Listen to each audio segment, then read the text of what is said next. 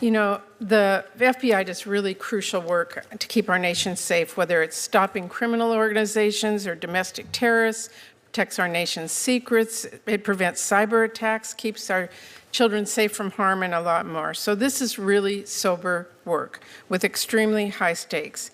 And I'm concerned that instead of focusing on the incredibly important mandate to keep Americans safe and to help impartially enforce our laws under your leadership, Director Patel, the FBI has been weaponized to go after Americans who disagree with the president. FBI resources have been diverted away from combating terrorism to focusing on immigration requests. And all of this, the diverted missions, the fewer resources, fewer agents, heightened politicization, is happening now under your watch, and it is, I believe, making Americans less safe. Now, let me just start with the budget. As Ranking Member Van Hollen noted earlier, this hearing is being held without the FBI's fiscal year 2025 spend plan and a full budget request for fiscal year 2026. The spend plan is required by law. It was due to Congress over a week ago. We have not yet seen it. That is really absurd. The FBI is our nation's leading law enforcement agency, a budget of $10.7 billion. It is critical that we understand how you are spending taxpayer dollars. So, Director Patel, when should we expect this FY25 spend plan for the FBI? Have you seen it? Have you reviewed it? When will we get it? I'll get you an answer, ma'am. I don't have a timeline on that. It was due last week by law. I understand. And your answer is you just understand. You're not going to follow the law? My answer is that I am following the law, and I'm working with my interagency partners to do this and get you the budget that you are required to have. And you have no timeline? No. Well, we also need a full budget request, not a single paragraph full of wild talking points that we saw with the skinny budget proposal. We're now having a budget hearing without a budget request. So, Director Patel, where is the FY 2026 budget request for the FBI? It's being worked on, ma'am. Have you reviewed it? Have you approved it? Not yet. When will we get it? As soon as I can get it from my interagency partners and get it approved. 6 months from now? I don't know, ma'am. I'm not going to make Well, up a how do timeline. we as Congress do our budget and our work without that request and without the spend plan? Well, ma'am, I'm here. I'm don't doing the care. best I can. I can't make up answers. I'm going to commit to you to work on getting you the information you need. Well, that is insufficient and deeply disturbing. No response? I've given my response. Well, the FBI is already down 1,900 employees since 2023 as a direct result of the Fiscal Responsibility Act.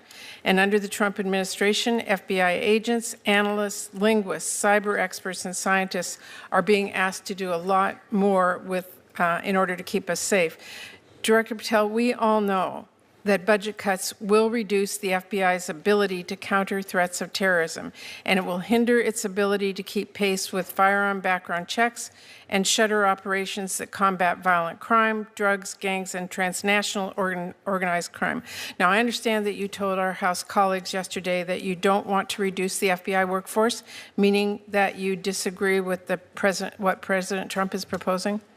No, I agree that we can sustain the mission with the proposed budget, and I agree with the budget. And as I said yesterday, I believe that what I said was I can do more with more. And I gave examples of what more we could do if we were given more. Well, it's different than what you told the House yesterday. So what are you communicating to the President and the White House about what you need and what? And again, we don't have a budget request from you, so I'm not sure what you're asking us for. I'm not asking you for anything at this time. You can operate without a budget? I never said that. Well, this is unprecedented. Okay, well, let me just go to another topic since you're not going to answer that. The FBI partners with state, local, and tribal law enforcement organizations. They provide critical intelligence and operational capabilities to combat violent crime and gangs and terrorist threats, fentanyl trafficking, challenges that our local communities really can't face alone. I'm going to give you an example. A few years ago, the Southeast Washington Safe Streets FBI Task Force worked with our Benton County and Franklin County Sheriff's Office, multiple Tri-Cities police departments, and the State Corrections Department to carry out one of the largest ever drug seizures in the region's history. Now we've got an administration already cutting more than $800 million in assistance in 2025 to local law enforcement organizations while proposing a $500 million cut for the FBI.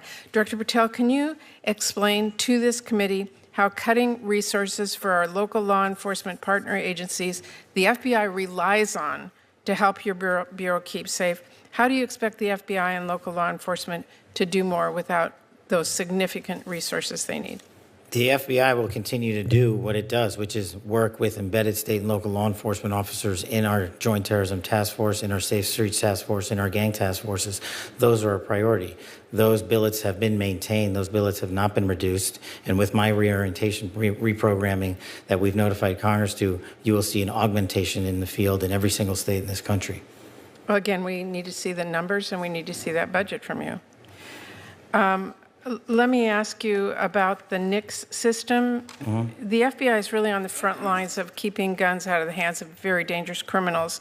The NICS serves a really critical role in enhancing national security and public safety by conducting background checks. You know this. They are supported by the vast majority of American people, and I wanted to ask you this morning, will you commit to continuing to fund and run the FBI background check system? Yes. Thank you. I want to ask one final question here, Mr. Chairman. I want to talk again about how the FBI is focusing its resources. President Trump has turned the Department of Justice into a tool to go after his perceived enemies, and many of the actions we have now seen at the FBI are alarming. The FBI has reassigned and pushed out career FBI agents for political reasons.